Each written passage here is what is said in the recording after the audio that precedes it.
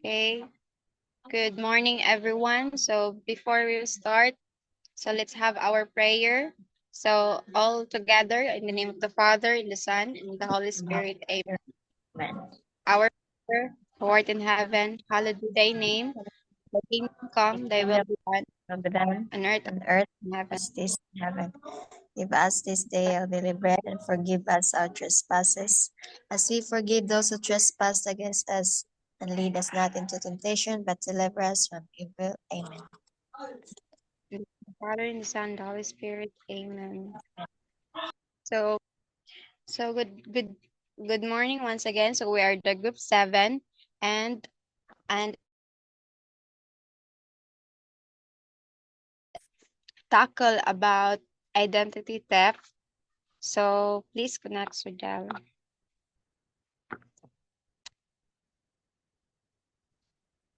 Please go next. Putol-putol. Sige lang. Putol-putol pa.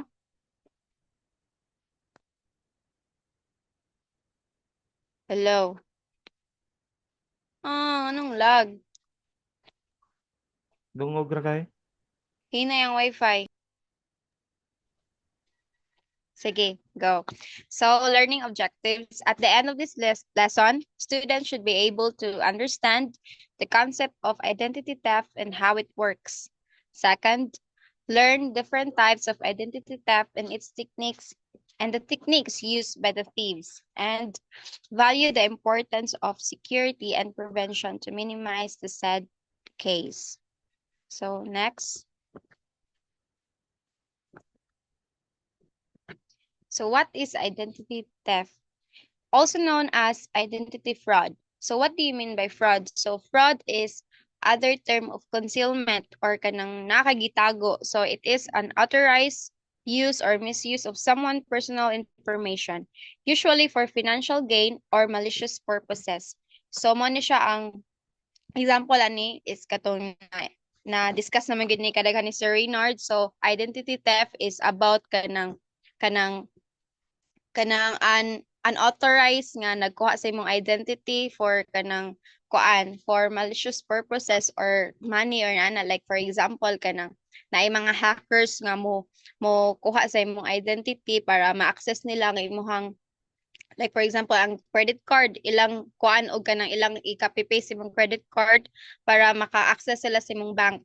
So makakuha sila sa ilahang naay possibility nga ma-rob ang imong money kay kuan man kan naka-access man sila sa imong information niya, walang kakahibawan na. So it is mo na siya example sa identity theft, and it involves obtaining, possessing, or transferring of or using someone's personal identity, identifying information without a consent. So mo to siya akong i-explain ganiha kanang kanang kuan murag concealment na concealment nga nahitabo kay wala man kakahibaw nga na ay other person nga nag-use sa imong identity. So there are other types of identity theft, and mo na siya i-discuss sa next nga reporter.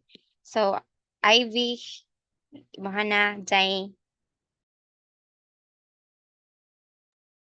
So next is the types of identity theft.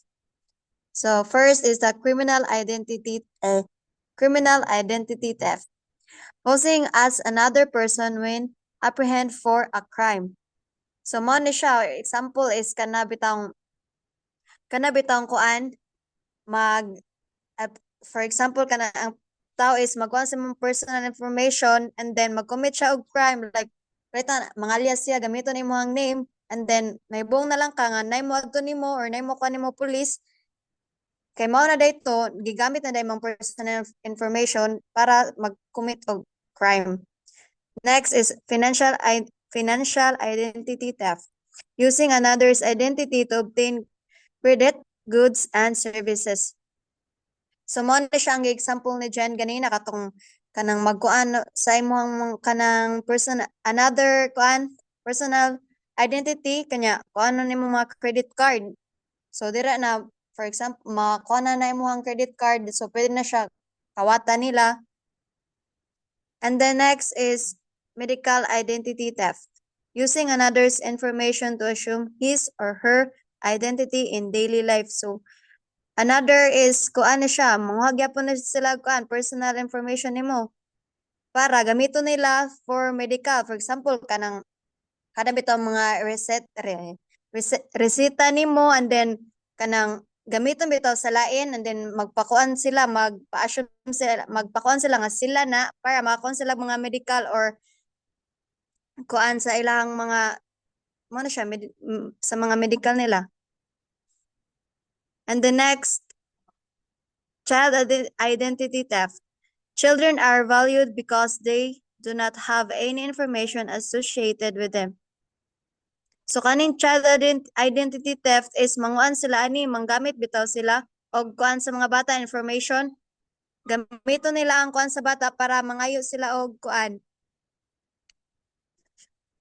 O another ani is kanang kuanan nila kanang gamiton nila ang identity sa bata para bitaw makakuan sila, for example kanang kuanan nila og loan.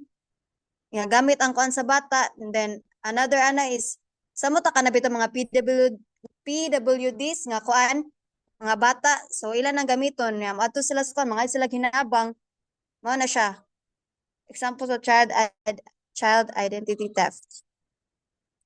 Next, mo na to ko mo na to ko, thank you.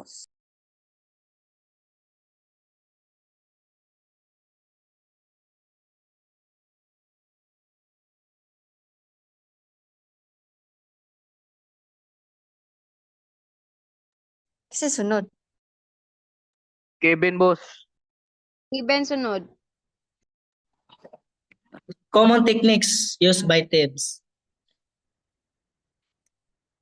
Social engineering is an art of convincing people to reveal confidential information, and social engineers depends on the fact people are unaware of their valuable and careless about protecting it.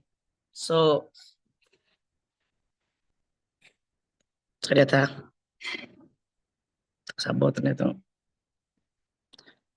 Social engineering is the term used for a broad range of malicious activities accomplished through human interaction. It is used for psychological manipulation to trick users into making security mistakes or giving away sensitive information. Social engineering attacks happens in one more or one step. Example niya kana siya musod og kalit nga sana malis kana bitaw gamito nimo information nga nay musod siya nga malicious nga kuan ba nang dili ka kabantay nga kuan kanang makalit tag abot sa imong website ba niya mo na siya dili jud ka patag tuplo ka na ay nano siya mga kuan man makuan mga information sa mga hackers sana. Then next Rodel. Dumpster diving refers the practice of rummaging through trash or recycling bins to obtain personal or sensitive information. This includes financial documents, personal identification, confidential papers, and electronic devices. Para siya, dumpster diving is a cybersecurity technique where hackers and cybercriminals search through physical or digital trash to find sensitive information. The goal is to use this information to gain unauthorized access to confidential data or to launch and social engineering attack like what I've said ni Jennifer kanina kato nga kanang gamit sa nga unauthorized nga personal identification niya. Ibog tani. Yeah, ang example na niya kaya ang physical trust, searching through trust bins for discarded documents, printed emails or other physical media. And digital trust, searching through deleted documents on computer, phones, and other devices. Mga na siya ang mga involved sa dumpster diving. Next.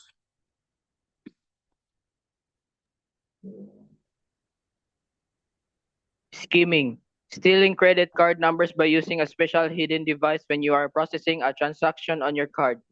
Scheming occurs when devices illegally installed on or invade ATMs, point of sales terminals, or fuel pumps, capture card data, and record cardholder PIN entries. Criminals use the data to create fake payment cards and then make unauthorized purchases or steal from victims' account. Hello, go next, Rodel. Phishing. Make a fake website of a bank or a company and send email asking for account information verification. Ang kaning phishing kay mao ni sila mga tawhana na mobuhat og fake account para mang-scam. Ang imong buhaton ani para malikayan nimo ingon ani, number 1, add spam filters to your email. Number 2, never email personal or financial information without proper security protocols. Number 3, do not respond to messages seeking personal information via email. Number 4, call the sender directly to verify if a message you receive is legitimate. Next na.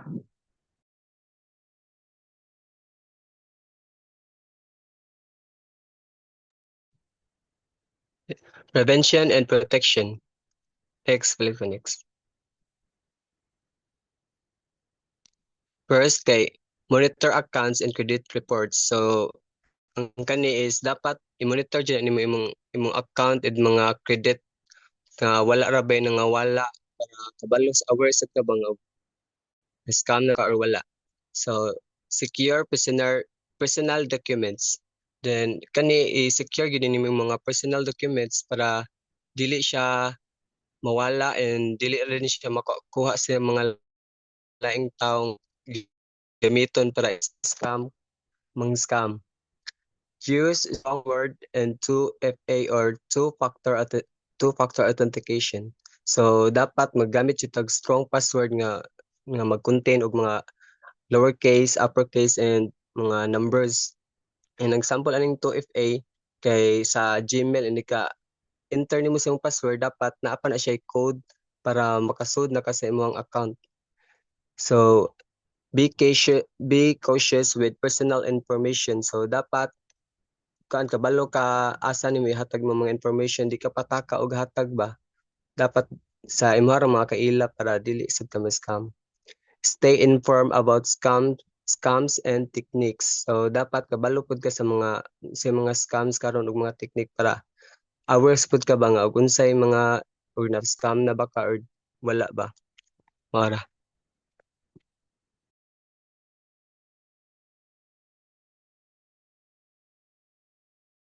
So I think